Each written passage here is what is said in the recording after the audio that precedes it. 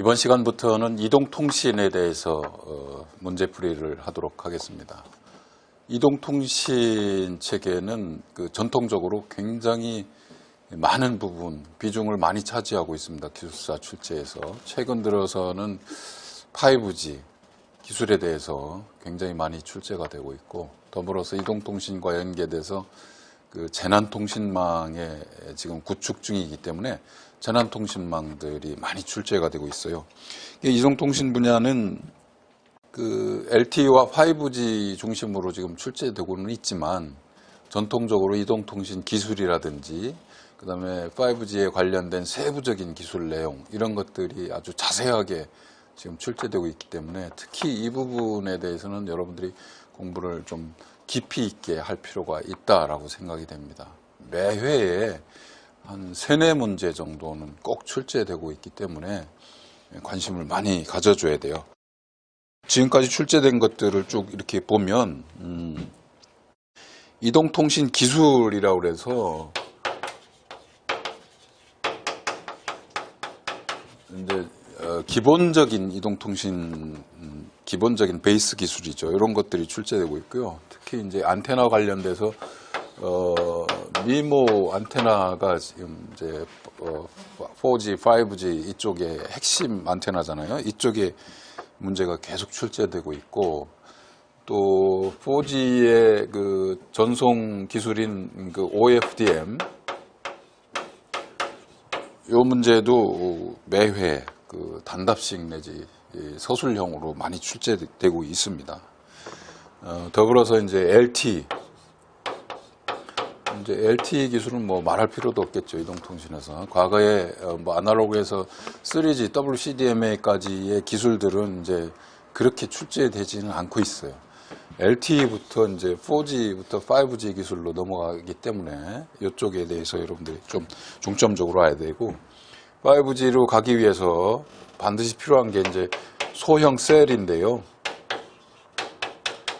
이 소형 셀 기술, 스몰셀, 피코셀, femto셀, 이런 햇넷, 이런 소형 셀 기술들이 많이 출제되고 있고, 특히 많이 출제되고 있는 부분이 이제 5G 기술. 여기는 매회 한 번씩 한 문제 이상은 꼭 출제된다라고 생각을 하셔야 됩니다. 그래서 여기에 대한 세부 기술들을 여러분 중점적으로 아셔야 됩니다. 이동통신과 관련돼서 이제 지금 국가적인 국책 사업 과제로 추진되고 있는 것이 PSLT라고 해서 국가 재난안전통신망 있죠. PSLT하고 관련된 게 이제 여러 가지 기술, 여러 가지 통신 방식들이 있는데, 여기에 어떤 것이 있냐면 LTER, 철도 무선이죠. 철도 무선 LTER, 또 LTM, 항만의 무선, 해상 무선이죠. 이런 것들이 지금 이제 이동통신에서 주 핵심 과제가 되겠습니다. 그래서 이 부분에 대해서 출제됐던 문제들, 그 다음에 이 부분에 대해서 핵심적으로 알아야 될 어떤 기본적인 지식들, 이런 것들을 여러분하고 같이 알아보도록 하겠습니다. 사실 이동통신 분야가 굉장히 넓은 과목, 넓은 범위고, 또 공부해야 될 과제들이 굉장히 소형 과제들이 많습니다. 과제 단위로 하면 강의 시간이 많이 필요하지만 최대한 함축적으로 해서 진행해 보도록 하겠습니다. 먼저 첫 번째로 해서 이동통신 기술 쪽인데요. 이동통신 기술을 전반적으로 들어가기 전에 이동통신의 어떤 발전 과정, 그 다음에 앞으로 어떻게 전개될지 전반적으로 쭉 훑어보도록 하겠습니다. 지금 우리가 쓰고 있는 이동통신이 4G 이동통신 체계라고 그러죠. 4G. 제4세대 이동통신이다라고 하는데, 이동통신의 역사를 보면 뭐 1세대, 2세대, 3세대 있겠죠.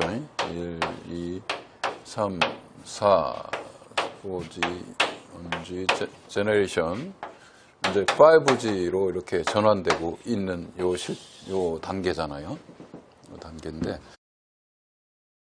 원지 이동통신은 그야말로 이제 이동 전화였습니다. 이동 전화. 아날로그 전화였었죠.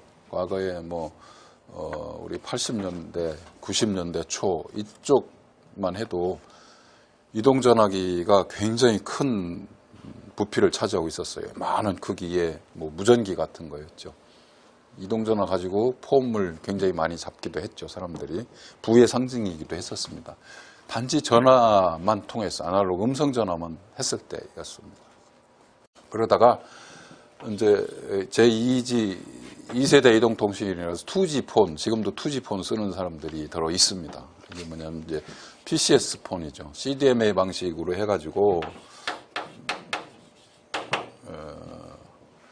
코드 디비전 멀티플렉스 해가지고 굉장히 이제 대중화되기 시작한 거죠. 이동통신이. 그래서 대중화되기 시작했고 이때부터 약간의 데이터가 문자 정도 전송이 가능한 이런 이동통신이었습니다. 그래서 우리나라에서는 CDMA 방식이었고 유럽식에서는 GSM 방식이라고 해가지고 유럽과 북미 방식 이렇게 나눠져서 개발이 됐었죠. 그래서 이제 3G 시대는 WCDMA라고 해서 데이터 통신 능력을 좀 더 향상시켰죠. 여기서는 한 2메가 bps까지 전송이 가능했습니다. 그래서 약간의 어떤 멀티미디어까지 전송이 가능한 이런 시스템이었었죠. 그러다가 이제 4G로 넘어서 LTE 방식으로 전환되면서 LTE는 사실 4G하고 3G하고 4G 사이의 기술이 LTE다라고 하고 진정한 4G는 LTA라고 그러죠. 어드밴스드 된 LTA를 진정한 4G라고 하는데 현재는 지금 4G 시대. 이때는 LTE는 전송 속도가 한 75Mbps까지 가능합니다. 그래서 LTA는 LTE의 어떤 여러 가지 기술을 접목시켜 가지고 한 150메가 실제 체감 속도입니다. 150메가 정도 보낼 수 있는 기술로 지금 LTE가 형성이 됐고요. 이제 5G로 넘어가고 있는 단계. 지금 우리나라에서는 5G 시범 서비스를 하고 있고 올해 초에 평창 동계올림픽에서 5G를 실현하기도 했지 않습니까? 이게 이제 5G인데 여기는 체감 속도를 1GBps까지 전송 속도를 높인다. 그래가지고 이제 실감 데이터 통신을 할 수 있다라는 것으로 지금 전환되고 있어요. 그래서 세부 발전 단계들은 제가 교재에 이렇게 잘 표로 정리를 해놨으니까 참고를 해주시고요. 이렇게 지금 전환되고 있다. 이렇게 있다. 라는 것을 여러분들이 좀 참고적으로 아셨으면 좋을 것 같아요. 여기에 전환되고 있는 세부적인 기술들, 각 단계별로 세부적인 기술들 여러 가지들이 있어요. 핵심적인 기술 이런 것들이 있는데 여러분들이 좀 참고적으로 좀 아셨으면 좋겠고요. 앞으로 이동통신이 어떤 식으로 전개될 것인가. 5G로 갈 것인데 지금 출제의 핵심은 어디에 맞춰져 있냐면 지금까지는 4G 쪽에 많이 맞춰져 있었는데 이제 5G의 기술로 거의 전환될 겁니다. 여러분들이. 특히 5G 쪽에 중점적으로 공부를 하셔야 되겠다라고 생각합니다. 그래서 그런 흐름을 좀 이해를 해주시고 강의를 진행하겠습니다. 두 번째로 이제 이동통신이 과거에는 주파수 어떤 기지국이 있으면 이 기지국의 출력이 주파수 커버리지가 커버되는 이 영역 이것을 이제 어떤 주파수 커버리지잖아요. 특히 아날로그에서는 주파수가 통달 거리 내에 있어야 통신이 가능했었어요. 통달 거리를 벗어나고 다른 기지국이 있다라고 한다면 이 기지국을 넘어가서 통신을 하려면 어떻게 했습니까? 핸드오프라는 게 있죠. 핸드오프, 그죠? 통화가 끊어지지 않도록 기지국과 기지국이 넘어가는 경계 지역에서 통화가 끊어지지 않고 계속 통신이 될 수 있도록 하는 기술을 핸드오프라고 하는데, 핸드오버 혹은 핸드오프 같은 말인데요.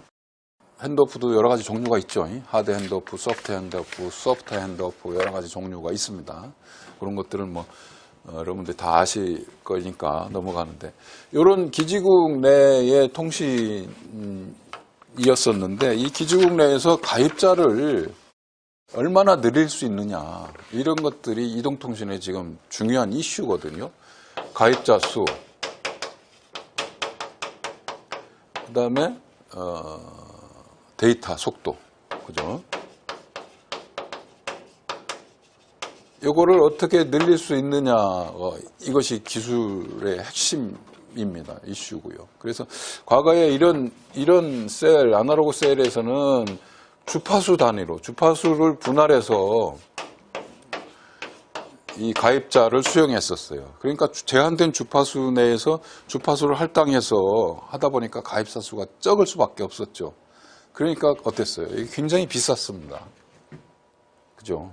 몇 명을 수용할 수가 없으니까 비쌀 수밖에 없었어요. 그래서 1세대 아날로그는 아까 제가 폼 잡는다고 그랬는데 비쌌으니까 폼을 잡을 수 있었어요. 그만큼 가입자 수가 제한이 됐었거든요. 이 가입자 수를 늘릴 수 있었던 것이 바로 CDMA로 오면서 2세대 폰으로 가면서 가입자 수가 폭발적으로 늘어나고 대중적으로 늘어났거든요. 왜 그랬냐? 가입자를 늘릴 수 있는 이 코드라는 게 있었기 때문에 그렇습니다. 코드는 주파수, 1세대의 주파수를 가지고 분할을 했던 것을 어떤 디지털 코드를 가지고 분할하기 때문에 코드만 다르게 하면 같은 주파수 써도 가입자가 굉장히 늘어날 수 있었던 거죠. 이 코드가 이동통신에서 굉장히 중요한 요소입니다. 이동통신 하면 코드를 이해하는데, 코드에는 어떤 코드들이 있습니까? 이동통신에 쓰는 코드가 세 가지가 있습니다. PN 코드라는 게 있고요. WRC 코드라는 게 있고, OVSF 코드라는 게 있습니다. 이 세 가지 코드가 이동통신에 지금 쓰고 있거든요. 그래서 이런 것들이 무엇인지 각각의 개념들을 여러분들이 좀 아셨으면 좋겠어요. 코드가 있는 것은 뭐냐면, 이것은 확산 때문에 있습니다. 확산이라는 게 디지털 신호가 이렇게 있으면 이 신호는 어떤 에너지를 가지고 있어요. 에너지를 가지고 있거든요. 에너지가 되고 파워도 될 수 있고, 이 파워가 가지고 있다는 것은 그 수용 능력이 있다는 거거든요. 이 파워를 확산 코드라는 게 이제 굉장히 비트 수가 굉장히 많은 높은 이러한 펄스거든요. 이런 펄스를 곱해주는 거죠. 이게 변조입니다. 신호하고 이런 반송파, 예를 들면 반송파죠. 확산 코드를 곱해주는 변조 방식이죠. 이 대역, 그래서 이렇게 곱해주는 것을 이제 대역 확산 변조다라고 하죠. 한말로. 하면 이 신호의 세력이 굉장히 어떻게 돼요? 넓은 주파수 폭으로 확산이 되면서 에너지는 이렇게 높았던 에너지가 이렇게 낮아지는 효과가 있어요. 이렇게 확산이 되는 거죠. 이런 코드의 기능들인데요. 이런 코드들이 어떻게 만들어지고 무엇에 쓰이는지 그것들을 여러분들이 아셔야 돼요. 그래서 먼저 PN 코드라는 게 있는데요.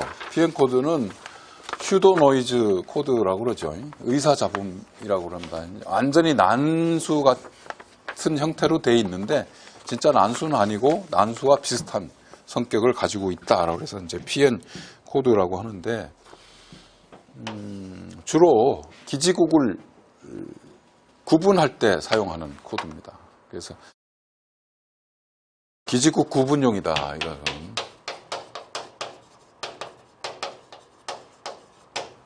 기지국 구분용 코드다라고 하는데, PN 코드가 가지고 있는 어떤 특징이라든지 만들어내는 방법이라든지 이런 것들이 있어요. 그 세부적인 내용은 저 교재에 있는데, 대략 보면 PN 코드는 이런 식으로 만들어져 있습니다. 이게 뭐냐면 시프트 레지스터예요. 레지스터들이 있는데